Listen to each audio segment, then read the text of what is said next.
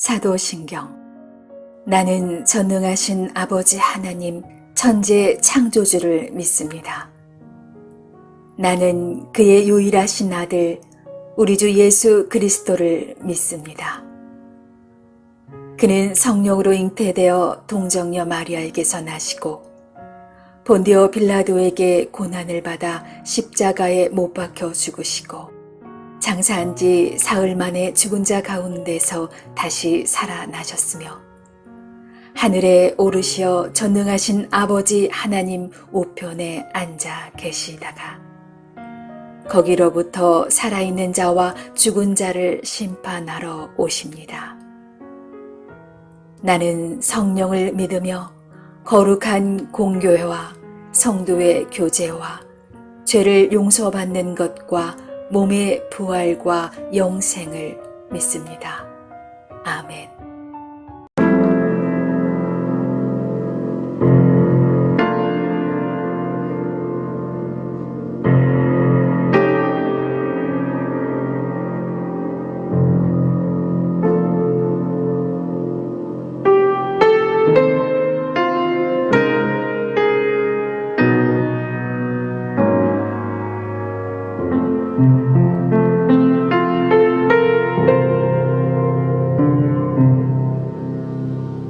나를 지으신 이가 하나님,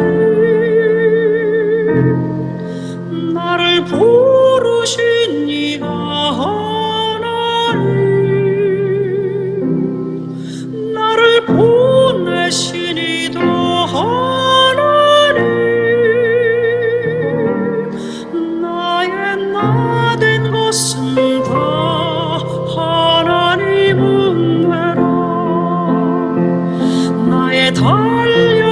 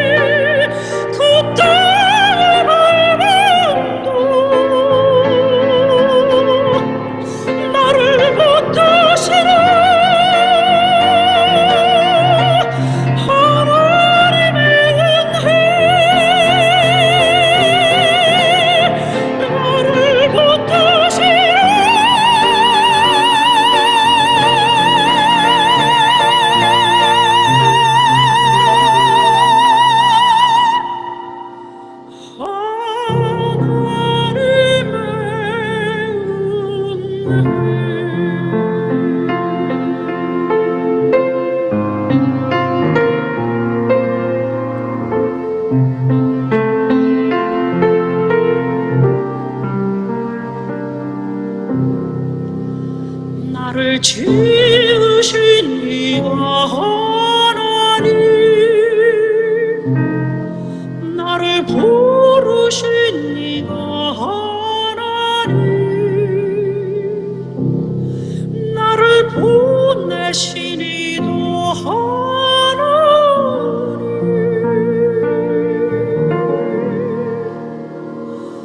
나의 나 된 것은 다 하나님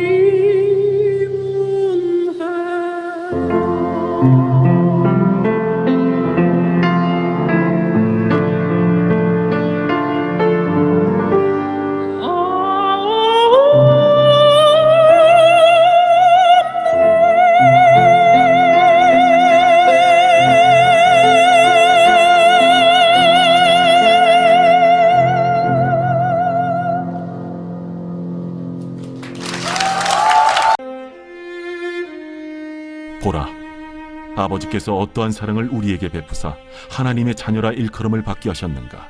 우리가 그러하도다. 그러므로 세상이 우리를 알지 못함은 그를 알지 못함이라.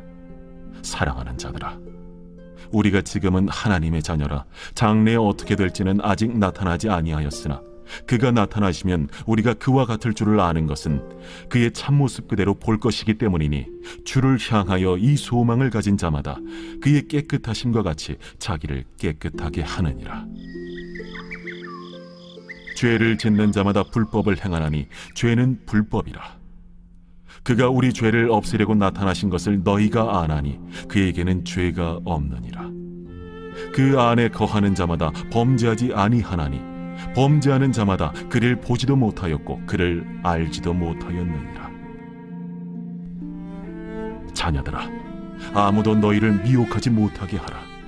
의를 행하는 자는 그의 의로우심과 같이 의롭고 죄를 짓는 자는 마귀에게 속하나니 마귀는 처음부터 범죄함이라. 하나님이 아들이 나타나신 것은 마귀의 일을 멸하려 하심이라. 하나님께로부터 난 자마다 죄를 짓지 아니하나니 이는 하나님의 씨가 그의 속에 거함이요 그도 범죄하지 못하는 것은 하나님께로부터 났음이라. 이러므로 하나님의 자녀들과 마귀의 자녀들이 드러나나니 무릇 의를 행하지 아니하는 자나 또는 그 형제를 사랑하지 아니하는 자는 하나님께 속하지 아니하니라. 우리는 서로 사랑할지니 이는 너희가 처음부터 들은 소식이라. 가인같이 하지 말라. 그는 악한 자에게 속하여 그 아우를 죽였으니 어떤 이유로 죽였느냐? 자기의 행위는 악하고 그의 아우의 행위는 의로움이라.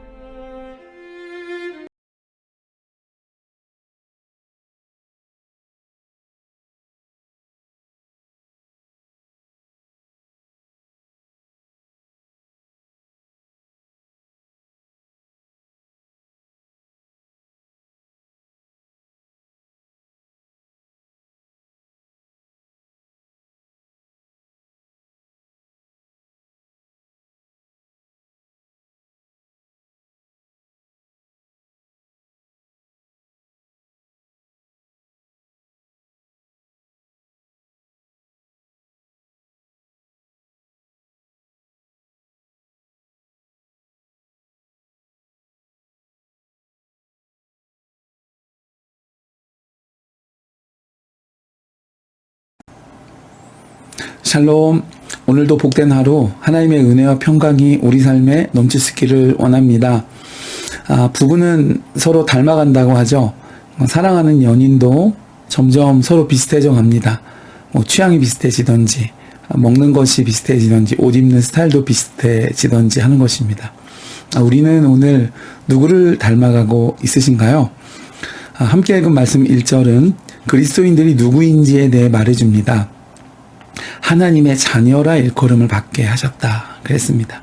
즉 신자는 하나님 가족의 일원이 된 것이죠. 2절은 하나님 자녀의 신분을 얻게 된 신자가 어떤 사람이 되어가고 있는지를 우리에게 말해줍니다.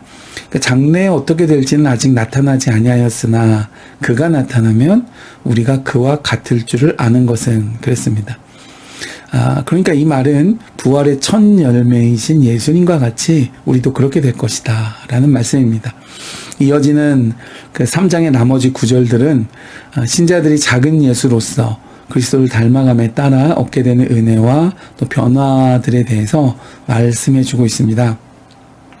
특별히 방금 읽은 이 2절 후반부를 다시 보면 우리가 그와 같을 줄을 안다 그랬습니다. 놀랍게도 요한은 언젠가 천국에서 우리가 예수님과 같아질 것이라고 말하고 있는 것입니다. 성경은 우리가 예수님과 같아지는 이런 변화가 과연 어떤 것인지 모든 것을 다 밝히고 있지는 않습니다만은 몇 가지의 단서는 우리에게 제공하고 있습니다. 먼저 우리는 부활하신 예수님처럼 동일하게 육체의 부활이 우리에게 예정되어 있습니다.